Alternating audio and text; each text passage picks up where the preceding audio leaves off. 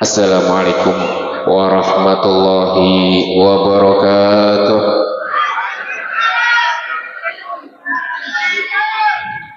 Innal hamdalillah nahmaduhu wa nasta'inuhu wa nastaghfiruh wa na'udzu billahi min syururi anfusina wa min sayyiati a'malina. Man yahdihillahu fala mudhillalah wa man yudlil fala hadiyalah.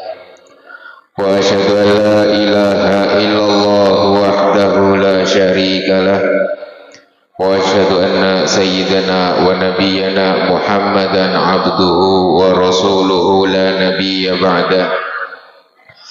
Allahumma salli wa sallim ala sayyidina Muhammadin al-fatih lima ughliq wal khatim lima sabaq nasiril haq bil haq wal hadi ila siratikal mustaqim. Wa sallallahu ala sayyidina wa nabiyyina Muhammadin wa ala alihi wa sahbihi wa man tabi'ahum bi ihsanin ila yaumiddin, amma ba'd. Yang kami hormati dan kami muliakan para alim ulama yang sudah hadir pada malam hari ini, juga yang kami hormati para kiai, para habaib, wabil khusus Romo Yai Samadi. Semoga Allah selalu memberikan kepada beliau kesehatan, amin, panjang umur dalam ketaatan, amin, yang terus membimbing kita selalu, amin, Allahumma amin. Juga yang kami hormati para asatid dan para asatidah, juga yang kami hormati segenap pengurus mulai dari RT, Bapak RW, kelurahan, dan semuanya yang sudah ikut serta. Juga yang kami hormati para panitia-panitia dan semua ormas-ormas yang sudah hadir dan membantu terlaksananya acara pada malam hari ini yang tidak bisa saya sebutkan satu persatu. Semoga perkumpulan kita malam hari ini adalah perkumpulan yang diridhoi oleh Allah Subhanahu wa taala, memberikan kepada kita, menjadikan kita semakin baik di dunia dan di akhirat, amin, Allahumma amin.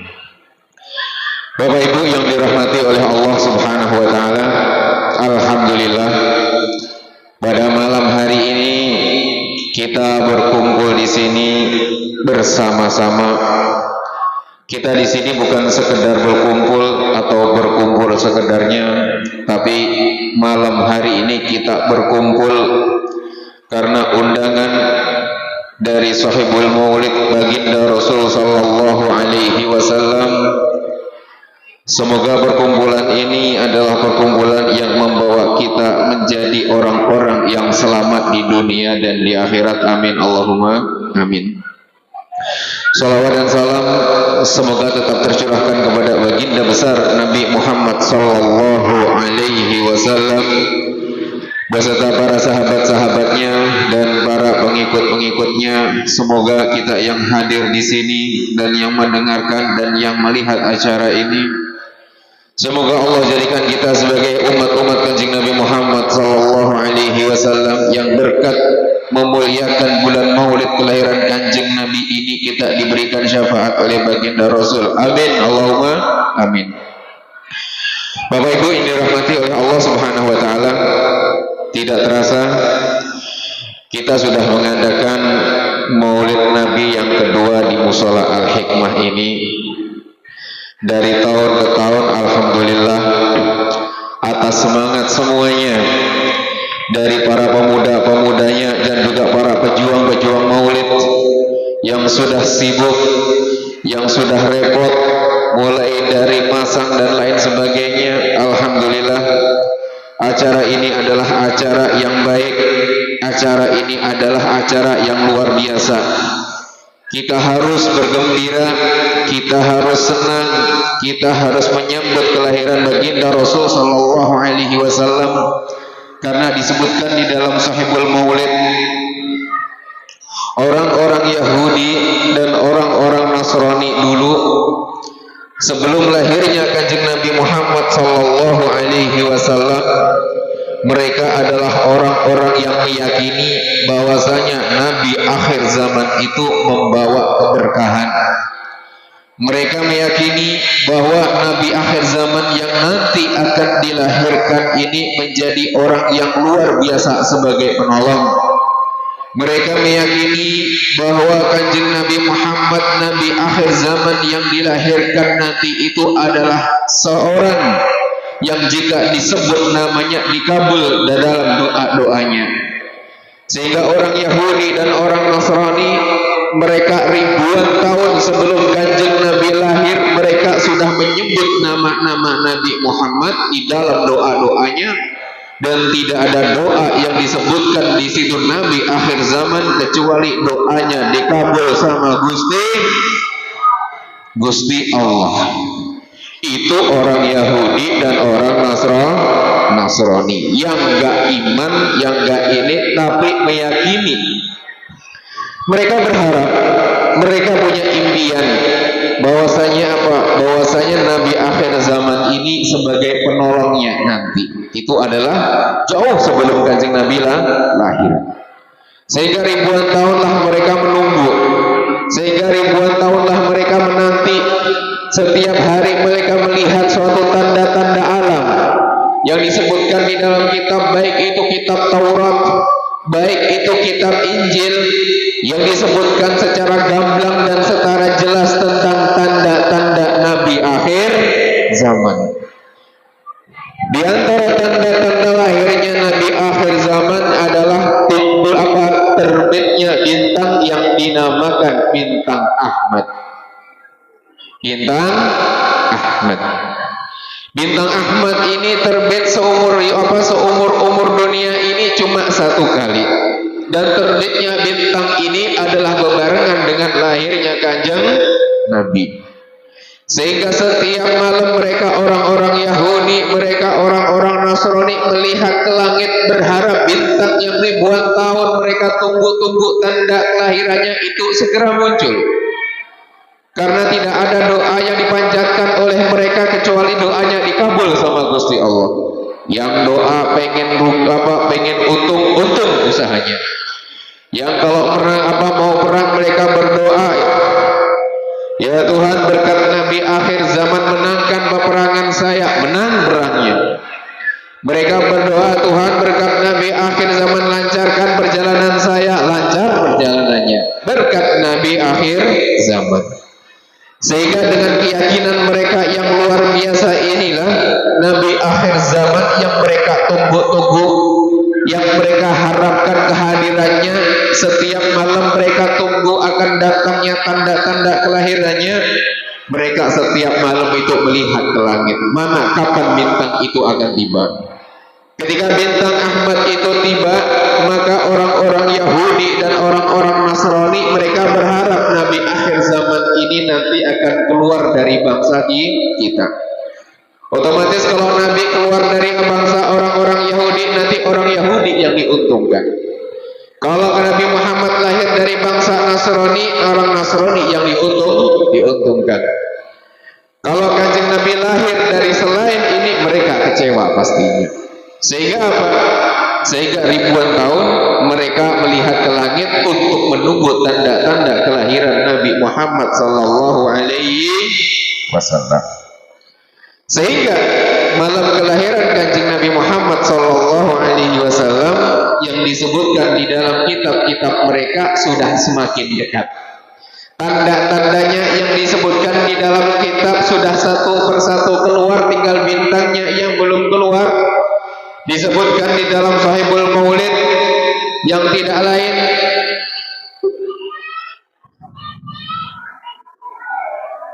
wal uyunu mutasyawwifatun ila buruzi mutasyawwiqatun ila iltiqai jawahiri kunuzi. Setiap hari itu mata orang-orang melihat ke langit semuanya. Kapan itu bintang keluar? Ketika bintang itu lahir, ketika bintang itu terbit, maka lahirlah Kanjeng Nabi. Lahir pada malam itu, terbitlah bintang, maka lahirlah baginda Nabi Muhammad sallallahu alaihi wasallam. Setelah Kanjeng Nabi lahir, maka orang-orang Yahudi dan orang-orang Nasrani mereka bergembira. Mereka semuanya bahagia. Mereka semuanya yang mereka tunggu-tunggu sudah tiba datangnya. Sehingga mereka semuanya melakukan patroli, datangin setiap rumah-rumah, ditanya apakah ada yang hadir apa tidak, ada yang lahir apa tidak, ditanya satu persatu, diketok rumahnya. Ibu, ada yang lahir gak bayi malam hari ini? Semua bagi tugas, mulai RT 1, RW 2, RW 3, semuanya adalah Pak bagi tugas untuk mencari siapa nabi yang lahir ini, dari mana dan dari desa mana nih kira-kira, keturunan apa kira-kira. Diketuk-ketuk pintunya, ditanya ada bayi lahir, ada. Laki-laki, perempuan, perempuan, oh bukan. Dijawab lagi, pergi lagi ke rumah satunya, ada bayi lahir, ada. Laki-laki, perempuan, laki-laki. Bapaknya mana? Ini bapaknya, oh bukan. Karena di dalam kitabnya sudah jelas kalau Kanjeng Nabi dilahirkan dalam kondisi yatim, ayahnya meninggal dunia. Kemudian pindah lagi ke rumah satunya, diketok-ketok lagi, itu yang namanya rumah, ada bayi lahir tidak? Ada bayi lahir. Laki-laki atau perempuan? Laki-laki. Mana bapaknya? Oh bapaknya sudah meninggal dunia. Coba dilihat bayinya, coba tolong dikeluarkan. Dikeluarkan, itu yang namanya bayi. Itu yang namanya bayi bersinar luar biasa. Setelah dikeluarkan, ditengkurapkan, itu yang namanya bayi, dan dilihat tanda-tanda kenabian.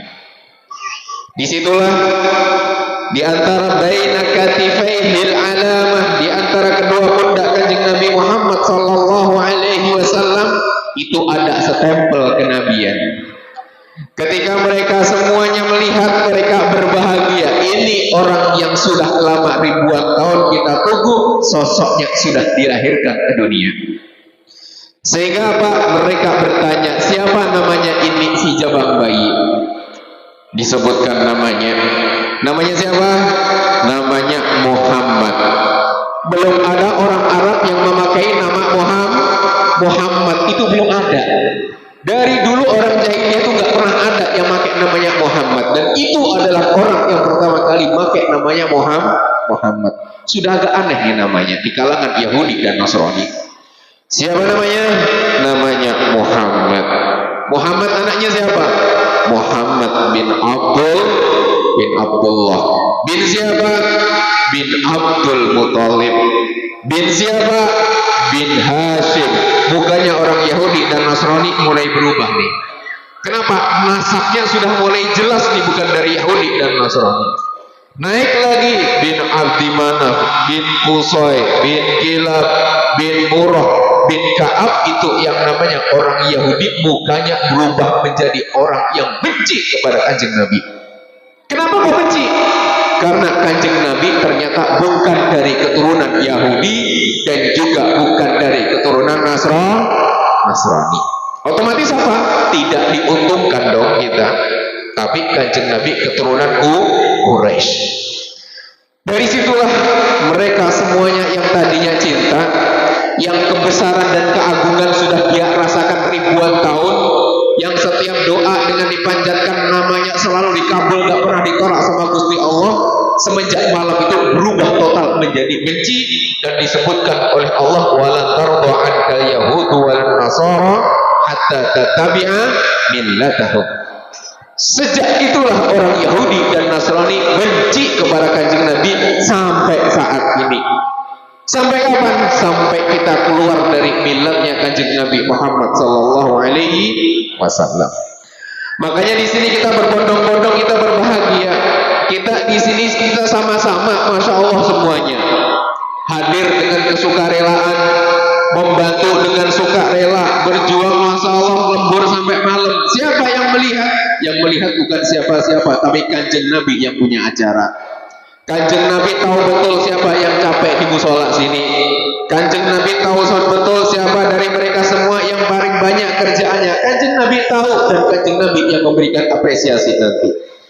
Sehingga Kanjeng Nabi Muhammad dengan bahagia inilah akan mendatangkan kebaikan-kebaikan untuk kita semuanya. Nah, kita di sini bahagia. nggak ada yang nggak bahagia di sini. Semuanya bahagia. Yang datang di sini nggak ada yang cuma cari jajan, itu nggak ada. Datang ke sini buat apa? Ya karena Maulid Nabi. Bahagia. Harapannya apa? Dengan kebahagiaan inilah membawa kebaikan untuk kita. Abu Lahab, tabbat yada abi lahabi wa tab. Abu Lahab ini pamannya Kanjeng Nabi, gak pernah sholat, gak pernah sujud, orang kafir, gak pernah ibadah, gak pernah ini semuanya. Disebutkan di dalam Al-Quran bahwasanya Abu Lahab ini adalah ahli neraka. Saya selana rendata lahabi wa imra'atuhu hammalatal hatab. Dinas di dalam Al-Quran Abu Lahab ini masuk neraka bersama pasangannya, istrinya. Kenapa disebutkan hammalatal hatab? Sebagian ulama mengatakan kalau istrinya Abu Lahab ini hobinya nebar duri di tempat lewatnya Kanjeng Nabi. Di mana Kanjeng Nabi lewat, di situ duri disebar. Harapannya Kanjeng Nabi kakinya biar tertusuk duri. Ada sebagian ulama yang mengatakan hammalatul hatab itu adalah orang yang membawa kayu bakar, karena dulu hobinya apa nyari kayu bakar di punggungnya.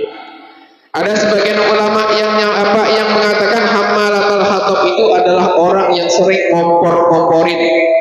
Ada yang sering ngompor-ngomporin tuh. Bikin suasana gaduh, memfitnah, suka gonjing dan lain sebagainya. Itu adalah hammalatul hatab. Kemudian apa? Abu Lahab ini pernah seumur hidupnya dia bahagia satu kali. Bahagianya kenapa? Bahagianya karena ponakannya yang bernama Muhammad lahir, maka dia bahagia.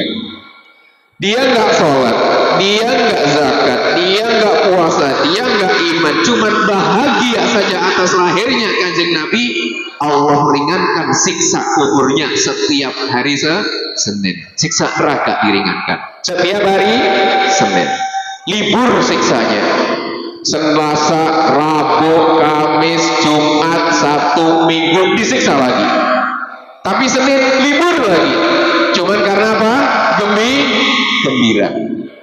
Nah, ini bagaimana dengan kita yang setiap Maulidun Nabi kita gembira, setiap malam Jumat marhaban, setiap hari sholat, setiap hari sujud, setiap hari bersolawat kepada Kanjeng Nabi. Itu kayaknya itu nerakanya nanti libur terus kayaknya, karena setiap hari sebenarnya. Makanya apa? Berbahagia atas lahirnya Kanjeng Nabi itu adalah untuk kita sendiri. Manfaatnya kembali kepada kita. Sehingga di situ Allah Subhanahu wa taala menjadikan orang-orang yang cinta kepada Kanjeng Nabi nanti akan dikumpulkan anta ma'aman ahbabta, akan dikumpulkan dengan Kanjeng Nabi. Dari sinilah kita berpikir semuanya, ayo semuanya.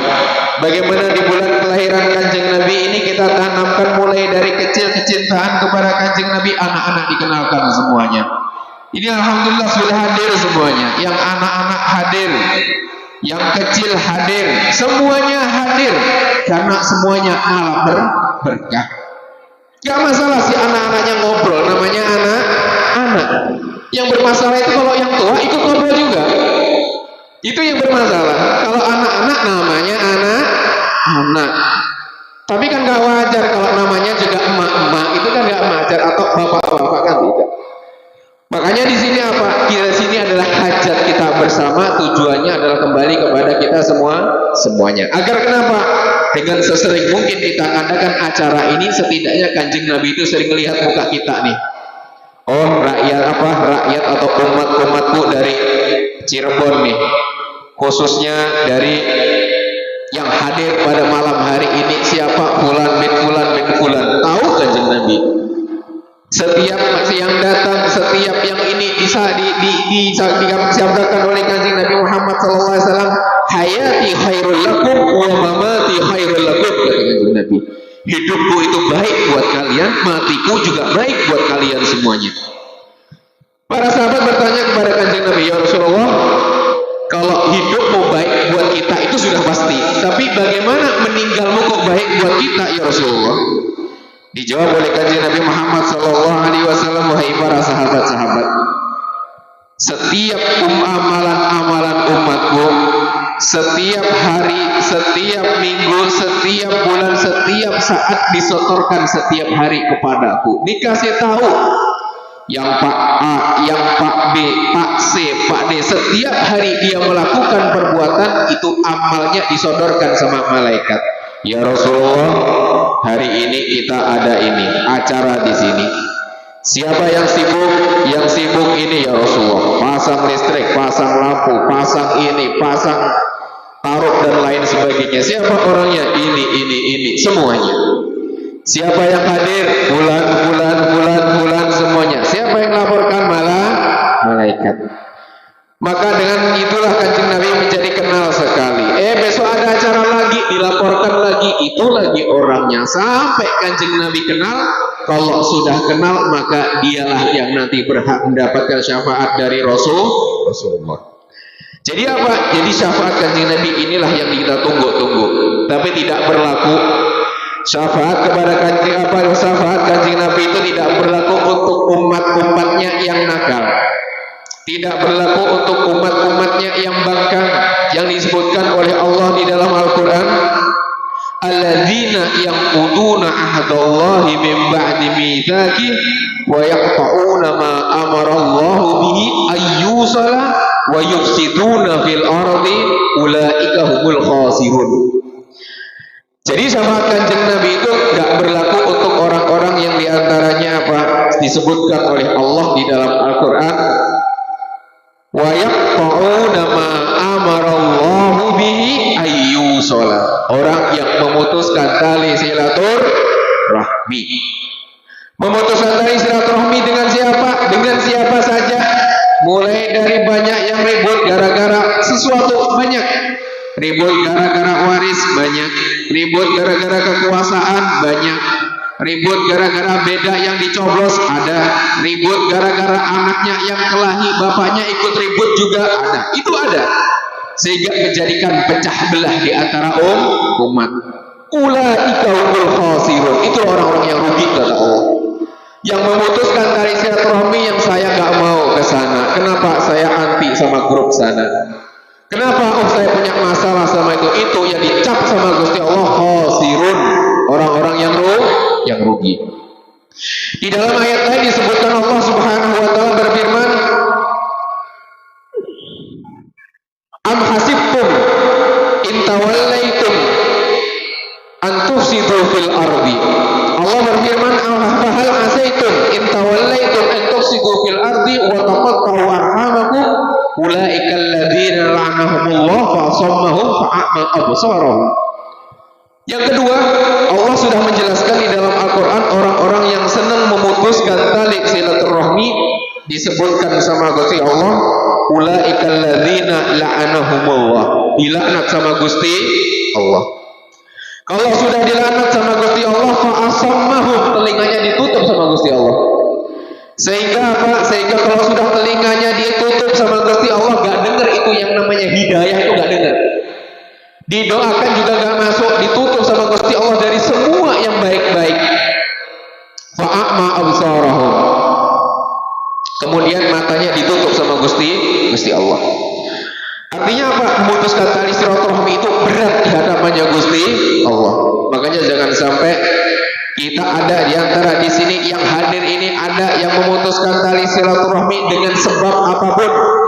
Dengan sebab kecil juga tidak boleh, dengan sebab yang besar juga tidak boleh, karena itu yang menjadikan hidup itu susah.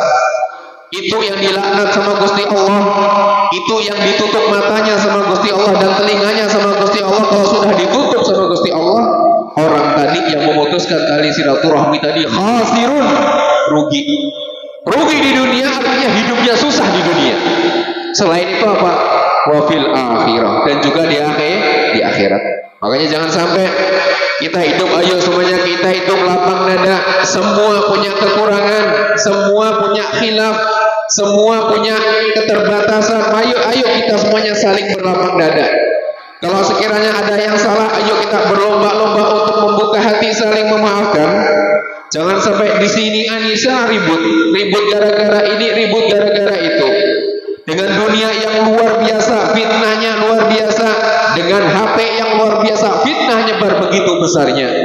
Sedikit-sedikit di-upload, sedikit-sedikit sebar aibnya, sedikit-sedikit ngumbar aib orang, yang tidak lain semuanya adalah membuat Allah Subhanahu wa taala murka dan melaknat. Makanya ayo semuanya di malam kelahiran Kanjeng Nabi ini, ayo kita semuanya berbahagia dengan harapan kita mengharap berkahnya Kanjeng Nabi. Dengan acara ini semoga Allah cinta kepada kita semuanya. Kalau Allah itu sudah cinta, Kanjeng Nabi itu cinta, maka yang orang-orang tadi yang tadinya malas ibadah pun jadi semangat ibadah.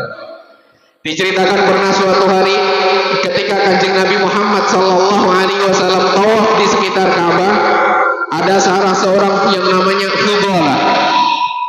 Fudalah ini adalah orang yang tidak beriman, yang bencinya kepada Kanjeng Nabi luar biasa, yang tawaf dengan Kanjeng Nabi dengan membawa pisau yang paling tajam. Tujuannya apa? Kalau saya nanti ada kesempatan di dalam tawaf, saya akan tusuk Rasulullah SAW. Fudalah berjalan tawaf di belakangnya Rasulullah. Makin sedikit maju, makin depet, makin dekat, nyelip di antara para sahabat sampai di belakang Kanjeng Nabi. Kanjeng Nabi noleh. Kanjeng Nabi noleh kepada Fudalah, Fudalah, hatimu ini kenapa Fudalah? Kanjeng Nabi kayaknya tahu ini hatinya Fudalah ini. Ya Rasulullah, hatiku sedang zikir ya Rasulullah. Padahal apa? Pengen bunuh. Kanjeng Nabi tawaf lagi, jalan lagi. Setelah Fudalah makin dekat lagi, Kanjeng Nabi noleh lagi. Fudalah, hatimu itu ada apanya Fudalah? Ngomong apa hatimu Fudalah? Ya Rasulullah, hati saya sedang sibuk zikir ya Rasulullah. Kanjeng Nabi jalan lagi. Ketika Kanjeng Nabi jalan, Fudalah semakin dekat, sudah memegang pisaunya yang sangat tajam dengan harapan sekali sayat meninggal Rasulullah. Tengokkan yang ketika Kanjeng Nabi Muhammad SAW berbalik nengok sak badannya. Ketika Kanjeng Nabi Muhammad nengok kepada Fudalah, Kanjeng Nabi Muhammad SAW nempelkan tangannya di dadanya Fudalah, ditempelkan tangannya, nempel tok tangannya.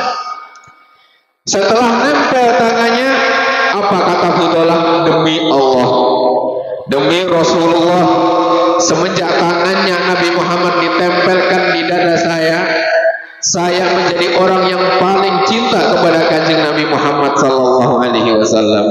Kanjeng Nabi noleh, Kanjeng Nabi bahagia, Kanjeng Nabi senang, Kanjeng Nabi gak marah ketika mau dijahati. Kok ternyata noleh, berubah total itu orang yang niatnya jelek, berubah menjadi baik, berubah menjadi cinta. Sejak itulah Fudalah mengatakan, demi Allah ya Rasulullah, tadi saya datang ke sini nih, pisaunya sudah siap nih, pisau yang paling tajam nih.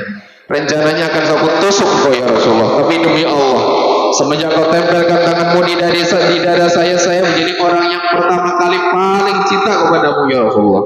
Gak ada orang yang paling aku cintai kecuali engkau ya Rasulullah. Itu adalah berkat Kanjeng Nabi Muhammad SAW. Makanya dengan kesempatan malam hari ini, semoga kita mendapatkan keberkahan, yang dengan keberkahan ini kita menjadi orang-orang yang selamat, menjadi orang-orang yang taat ibadahnya, menjadi orang-orang yang rajin sholatnya. Yang tadinya sholatnya bolong-bolong, semoga berkat acara Maulid Nabi malam ini sholatnya semakin rajin, amin. Semoga yang ibadahnya enggak khusyuk, semoga berkat Maulid Nabi Muhammad sholatnya khusyuk, amin. Semoga berkat Maulid Nabi Muhammad SAW yang punya hajatnya semua dikabul sama Gusti Allah, amin. Semoga yang sakit-sakit semuanya disembuhkan sama Gusti Allah, amin.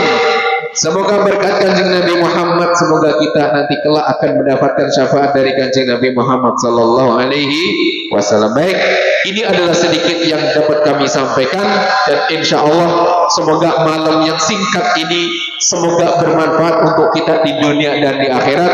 Dan insya Allah kita akan mendengarkan nasihat-nasihat yang akan disampaikan sama Romo Yai Samadi. Semoga beliau terus membimbing kita dan gak bosan-bosan untuk membimbing anak-anak kita semuanya, membimbing kita di dalam kebaikan dan membimbing kita di dalam taat menuju Rasulullah dan Allah Subhanahu wa taala.